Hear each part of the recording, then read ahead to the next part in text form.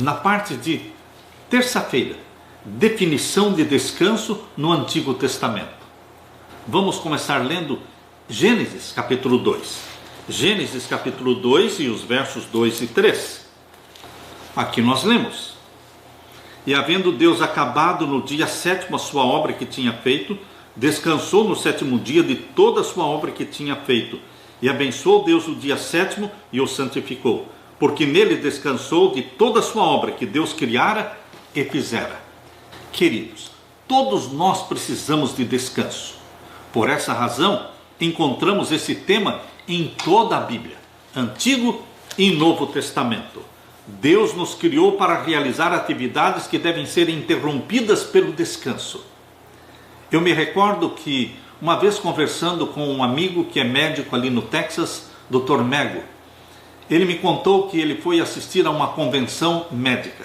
Nesta convenção existiam palestrantes, estavam mostrando para os médicos que ali estavam as últimas novidades. E no momento da refeição, o Dr. Mego foi se assentar junto com o palestrante. Fez questão de se assentar na mesma mesa e conversou com o palestrante perguntando o seguinte: você está apresentando para nós todas as novidades que vocês têm? Ou existe alguma coisa interessante, nova, que você não está apresentando? E o palestrante disse: sim, eu não estou apresentando tudo o que nós descobrimos. E o Dr. Mego disse: você poderia me dizer, por exemplo, o que vocês descobriram de novidade e que você não vai apresentar? Ele disse: sim, eu posso dizer. Ele disse: nós descobrimos que o melhor reforço para o sistema imunológico do nosso corpo, o que mais ajuda o sistema imunológico, é quando nós estamos vindo de um trabalho incessante de 6 dias. 6 dias, trabalhando, e de repente, no 7º dia, nós damos uma parada brusca, radical, paramos com tudo. Esta parada radical, num processo de 6 dias de atividades, traz um grande reforço, uma grande ajuda para o sistema imunológico, fortalece o nosso sistema imunológico. O Dr. Mego perguntou: você é cristão? Ele disse: não, eu não sou cristão, eu sou ateu.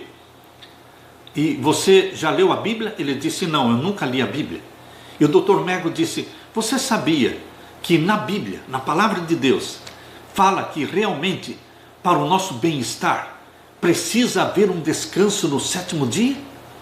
Nós estamos vindo de um trabalho incessante de 6 dias e de repente, radicalmente e rapidamente, nós paramos com tudo. E então temos 24 horas de descanso, que é o 7º dia, que é o sábado. Queridos, aquilo que a ciência descobriu já estava revelado na palavra de Deus. O descanso de Deus no 7º dia é descrito aqui em Gênesis capítulo 2, versos 1 até o verso 3, e o verbo usado aqui é Shabat. Shabat é o verbo hebraico que quer dizer parar de trabalhar, descansar, tirar férias.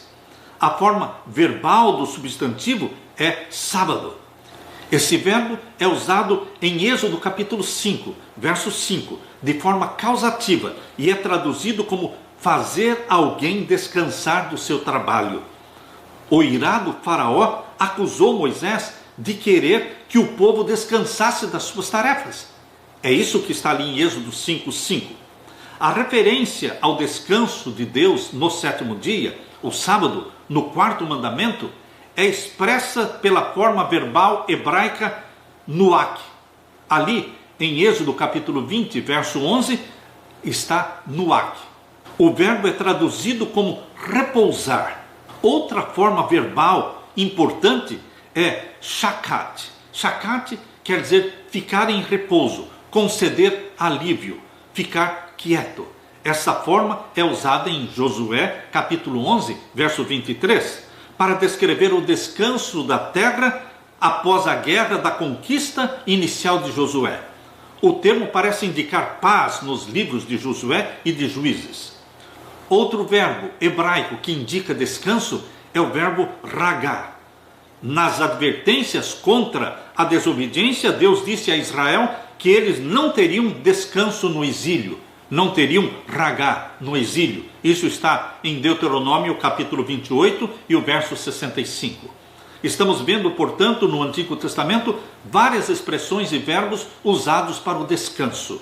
Em Deuteronômio capítulo 31 e o verso 16, abra sua Bíblia. Deuteronômio capítulo 31 e o verso 16. Aqui nós lemos: E disse o Senhor a Moisés: Eis que dormirás com teus pais, e este povo se levantará e se prostituirá, indo após os deuses dos estranhos da terra, para o meio dos quais vai, e me deixará e anulará o meu concerto que tenho feito com ele.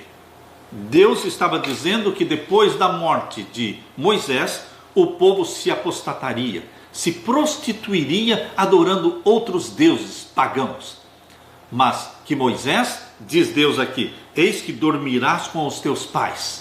Nós lemos também no segundo livro de Samuel, o segundo livro de Samuel, capítulo 7 e o verso 12.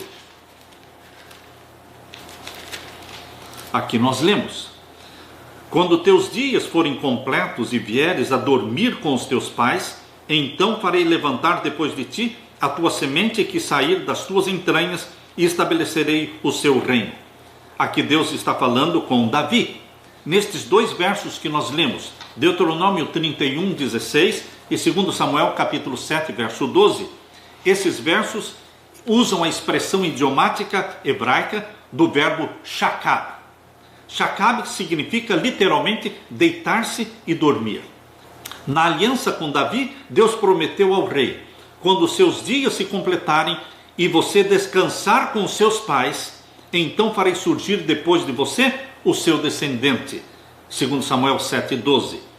Esta lista de verbos hebraicos para descanso esclarece que o conceito teológico de descanso não está conectado a uma ou duas palavras especiais. Descansamos individualmente e coletivamente. O descanso nos afeta física, social, emocional e espiritualmente, e não se limita apenas ao sábado. Deus não criou o descanso somente para o sábado. Nós precisamos desfrutar o descanso diário. 8 horas por noite nós precisamos dormir. E precisamos desfrutar também o descanso semanal, que é o santo dia do Senhor, o sábado. Mas a Bíblia também fala da morte como sendo um descanso. Dormir em Cristo. Por isso a Bíblia diz em Apocalipse capítulo 14, o verso 13. Abra a sua Bíblia em Apocalipse capítulo 14 e o verso 13. Aqui nós lemos, Apocalipse 14, verso 13 diz: E ouvi uma voz do céu que me dizia: Escreve, bem-aventurados os mortos que desde agora morrem no Senhor, sim, diz o Espírito, para que descansem dos seus trabalhos, e as suas obras os sigam. Portanto, na Bíblia, a morte é um descanso, para que descansem dos seus trabalhos, e as suas obras os sigam. Realmente, queridos, a Bíblia diz que a morte é um sono. A Bíblia diz que os que estão dormindo em Cristo ressuscitarão primeiro. Queridos, dormir em Cristo é morrer confiando em Jesus Cristo como nosso Salvador. Todos os que morrem crendo em Jesus como Salvador, confessando a Ele os pecados, eles ressuscitarão na primeira ressurreição, que ocorrerá na vinda de Jesus Cristo, na segunda vinda de Jesus Cristo. 1 Tessalonicenses capítulo 4 e o verso 16. Abra sua Bíblia. Primeira carta de Paulo aos Tessalonicenses, capítulo 4 e o verso 16. Aqui nós lemos: Porque o mesmo Senhor descerá do céu, com alarido e com voz de arcanjo e com a trombeta de Deus, e os que morreram em Cristo ressuscitarão primeiro. Os que dormiram em Cristo ressuscitarão primeiro. A Bíblia nos dá o conforto de que os que morreram descansaram das suas obras, descansaram dos seus trabalhos e estão aguardando a voz de Deus, a manhã da ressurreição, para ressuscitarem para a vida